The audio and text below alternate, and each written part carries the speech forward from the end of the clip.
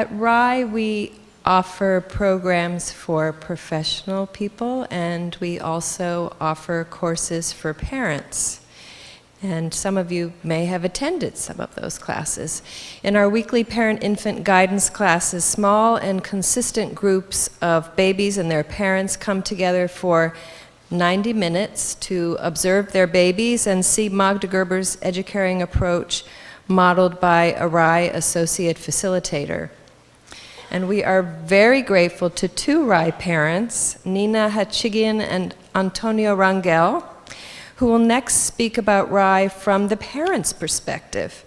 Nina and her husband, Joe, she's ready, have two children who went through the parent-infant program. Antonio and his wife, Kate, completed the program with their now 3-year-old daughter, and I trust will be coming again with your just 3-week-old son. So sometime soon we'll see you again. So first I'd like to welcome Nina Hachigian, and followed by Antonio Rangel. Nina?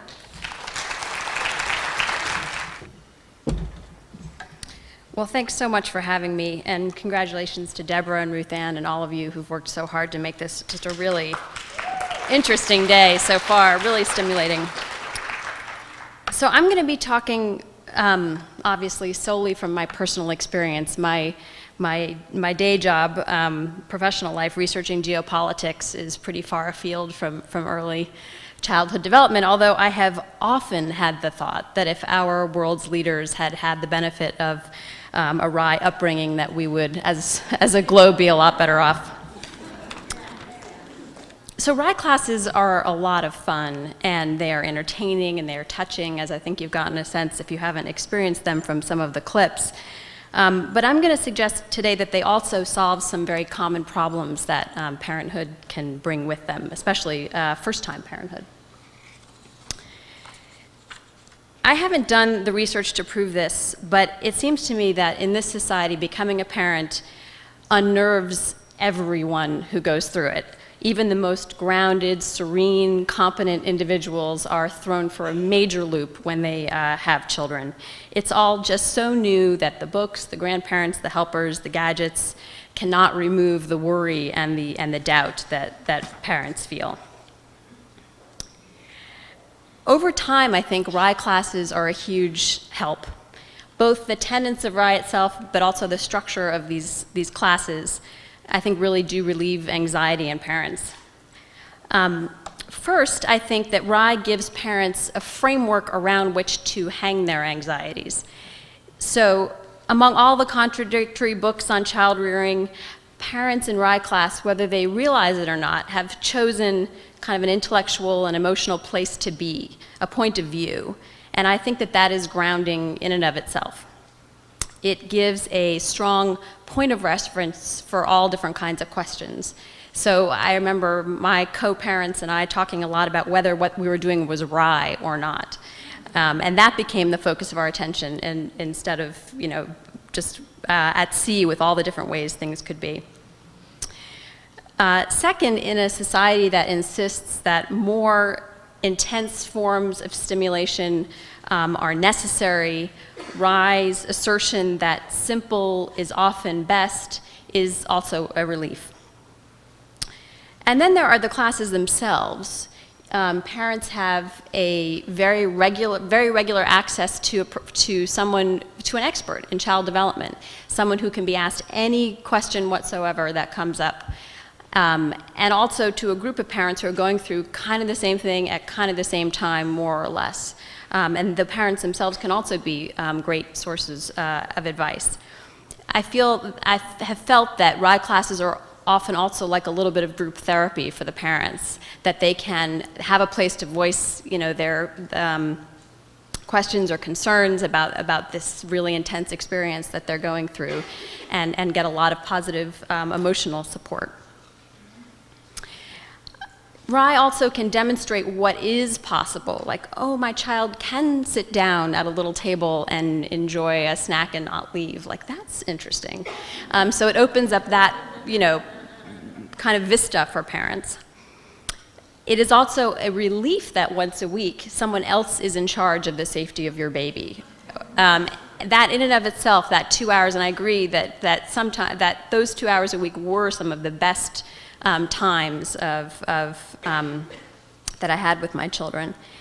And also because of RIE's philosophy that you don't need to be holding your baby all the time, with your baby constantly, you get a little bit of space at home to do that babies are competent, they're okay to be on their own for short intervals of time. That is also, I think, stress relieving. And RIE also, because of its promotion of simple toys, can reduce both the clutter and the noise volume in your house, which I think is also relieves stress. And I think parenthood is inherently stressful. So any reduction of stress and anxiety is good for parents, and I think in turn for their children. Having a baby, even an easy baby, can be very much like falling down Alice in Wonderland's deep hole into this other alien world. Babies can become the sole focus of a parent's life. And that's good, for all the reasons we've been talking about, to a point. But I think it's also healthy, in my observation, that parents understand that babies are not physical and emotional extensions of themselves, that babies are these full and separate human beings, that they are individuals, and that they are competent, and that their baby can be okay for small amounts of time without being physically in your arms as a parent. And I think RIE promotes these understandings in a very gentle way by physically creating a little bit of distance, at the same time as increasing the mental and emotional focus that parents have on their children. So here's one of my two separate individuals. And you saw him earlier on the slide, sliding down the slide in Ruth Ann's presentation. For many parents, especially ones that are at home doing the caregiving, the first months of being a parent can be very isolating. I think that perhaps the best gift that RIE has given me and my children are good friends who share a baseline of understandings about parenthood. RIE throws families together who don't know each other, and they often stick through toddlerhood to preschool, to kindergarten, into grade school, and maybe beyond. I don't know yet. I still see the mothers that are mostly mothers, well, sometimes also the families, though, of the who were in my first RIE group, and that was 7.5 years ago. 2 of them are in the audience today. And my daughter, who is almost 8 now, plays with her RIE friends in a different way, and these are 2 of them, who are still some of her closest friends. Even when she doesn't see them for stretches, there is a very natural ease with which they begin to play again. There isn't much of a need for a break in time. It's almost like a sibling or a cousin kind of relationship that develops. So you notice that mother in the background, and here she is again with the second RIE class. And our second children are also good friends now. And that other boy is another good friend of my son's, who's now 3. And the daughter and my son, the younger ones, are also in a preschool with 2 children of another mother who is in our first RIE class. So there are all these various connections that we have made over the years, and all of that supports us and our families and our kids, and it's been really wonderful.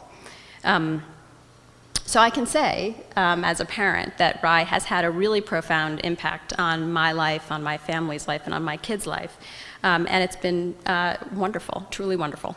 So thank you.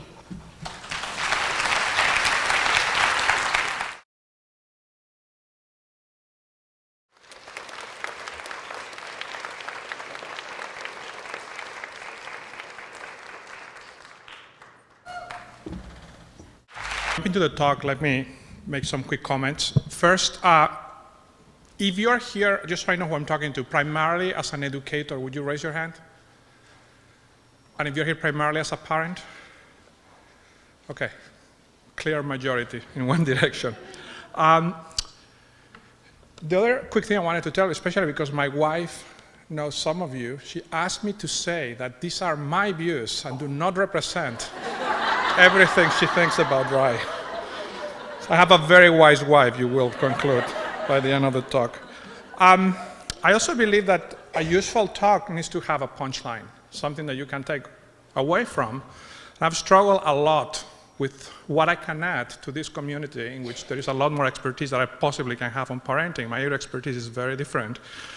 And I thought that my contribution to you could be to show you how what you do as RIE, as people who believe that RIE has something very powerful to offer in the education of children, how that philosophy has transformed your toughest demographic, which is me, okay? I come from a Spanish Catholic background in which instead of explaining things, you threaten the kid that the boogeyman is gonna take them away, and I see some Hispanics arriving, okay? And I'm also a very hard-nosed neuroscientist who doesn't believe anything that cannot be proven with extremely carefully measured data. And yet I have to tell you, I'm a RIE parent, proud of it, and I want to show you how did you convince your tough demographic. So I wanted to title this, How the Devil Got RIE Religion, but my wife didn't think it was appropriate. Anyway. To me, the journey started in the fall of 2006. It's my, at the time, 3-month-old daughter named Morgan. And at that time, I found myself, after having spent my life working 100-hour weeks in the lab, with 3 challenges as a father. The first one is very strong cultural pressures that conflicted deeply with my personal values. What does a scientist do when he has to fix any problem? Any problem, he goes to the literature.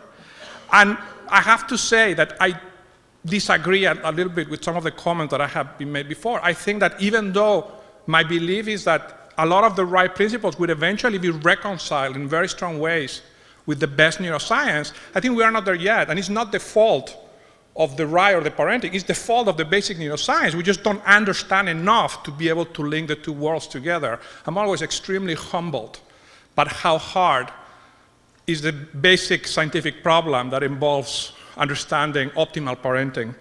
And the final thing is that we are a multi-ethnic, multi-religious family, and if you think that having a Jewish mother is hard, imagine having a Jewish Spanish mother and a Jewish mother-in-law. It was not easy.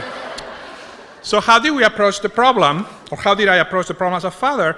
I asked myself, what are my goals as a parent? And I just wanted to list you some of the things that, of course, say more about me than anything else, but what things were important to me? One, healthy attachment. I wanted to give my daughter a relationship in which she didn't feel imposed by me, but she always knew that I was there for her. I want her to be resilient and self-confident, because God knows that we live in a tough world, and in order to do anything meaningful, you need to fail many times. I wanted her to be extremely creative, if possible, and to have an ability to think independently. And this is the part that perhaps is embarrassing and very self-revealing. I wanted her to have drive and ambition. I don't think you can accomplish any hard thing without it. And I have found that RIE, in that long exploration of the literature, has given me confidence that even though I cannot prove as a scientist that these principles with long-term studies and neurobiological mechanisms work today, I feel that they are the best shot of anything that I have seen out there to help us advance these goals as a family. And I just want to give you a taste for why. How did you convince the devil that this is the right way? Okay? So let me give you some of my, following Ruth Ann's theme, what are some of my favorite ideas that I learned during this RIE reading and these RIE groups? This RIE and healthy attachment, this idea, I love this quote by Magda Gerber, that we all need someone who understands, and that this idea that all of this needs to, it's not about you, it's about the child. And you need to observe and learn what the child needs and be there for whatever they need. That's the bottom line. It's completely anti-experiential for me, given my experience, but I feel that it works very well with my child. And I hope that God will know with the therapy bills 30 years from now, but I'm hoping that they will not be too large. The other thing is this resilience and self-confidence. And here's another quote that Michael wrote that I think is worth its weight in gold. Learning to fall, getting up again, and moving on is the best preparation for life. I have in my laboratory people with an undergraduate degree from Harvard, a PhD from Stanford, who will not succeed in science. And they will not succeed because they are not brilliant. They will not succeed because they don't have that. They cannot stand to struggle or to get a paper rejected. That is incredibly important. And I feel today that when I look at my daughter, maybe I'm of course not the most objective observer, but I feel that my child has some resilience already. And I attributed it to the experiences in RIE. Creative and independent thought. I come from a culture in which when a 4-year-old asks, why do I have to do this? The answer is, because I say so, okay? This respect and emphasis on authority do not foster creative and independent thought. I love the way in RIE, and this is something that you have to learn as a parent to do. Not only do you offer choices, but you explain the choices and the consequences of the choices. And most importantly, there is this notion that there are two separate individuals and that you can agree to disagree. Okay? And this is something that you foster from the beginning. It's again, a very anti-cultural thing for me. This one of drive and ambition is something that I find some RIE ideas that are very useful. I don't know how to fully crack it and feel comfortable with it, but there is in the RIE website this beautiful picture of a little baby reaching for a ball to illustrate this point, in which the child is initiating its goals and is kind of struggling with them to achieve them. I think it's a very important part of beginning to achieve this point. This is the part that I know is going to be controversial, but I think it's also important to show it to you. And I wanted to tell this to the educators because sometimes some parents, I'm sure, drive you crazy, okay? But I want you to tell you that you can have an enormous impact on the parenting relationship, even if the parent doesn't agree with everything, okay? So let me tell you some things, for example, that for me are hard things that I haven't quite made up my mind and that I struggle with. There is an emphasis on RIE, on the idea of self-learning, that self-learning is very important, and there is no doubt that that is true. There is a lot of evidence that individual experiencing is very important. But it's also true that we will not be where we are as a species, with its pluses and minuses, within the absence of social learning, okay? Observational learning and social feedback. So what is the bright line for that? Sometimes I struggle with this with the RIE approach. Same thing with praise and feedback, okay? I have struggled a lot with this. How do you teach it? There are certain things that you want the child to learn from its own, but feedback from the outside is going to save a lot of mistakes. It's going to speed things up. And I think there are things that one could demonstrate with careful experiments. It's like pure speculation, that a child could not learn without outside feedback. Let me give you another one that I know is going to be controversial, but it's a favorite topic of discussion between my wife and I, and we don't agree. Okay? This, I think, is called tummy time or stomach time. Okay? Should you flip a boy on its back? Many people in RIE have a very strong view and a very well-thought position for why this is not a good idea. Okay? I am not sure I agree with it. I'm not sure I disagree with it, but I'm not sure I agree with it. Because in a lot of, the big question for me is, to what extent is it useful for a developing individual to experience challenges from the outside that will push its capabilities beyond what it would have chosen for itself? Of course, there are pluses and there are minuses. I just don't know where the resolution are. And I could go on with other things. But the key point is this. To us, the journey with RIE has been incredibly valuable. This is my daughter a few weeks ago. That's her picture face. This is my three-week-old, which not only we're planning to continue, we hope that we get into a RIE group and that we can continue to do this with him. Even with all of these questions, and even with all of this leap of faith that with my background I have to take, I feel has been invaluable. I just want to finish with one quick slide. First to thank my mentor, which is Elizabeth Memel in this RIE, with whom I did the training with my kid. I have to tell you two things about this.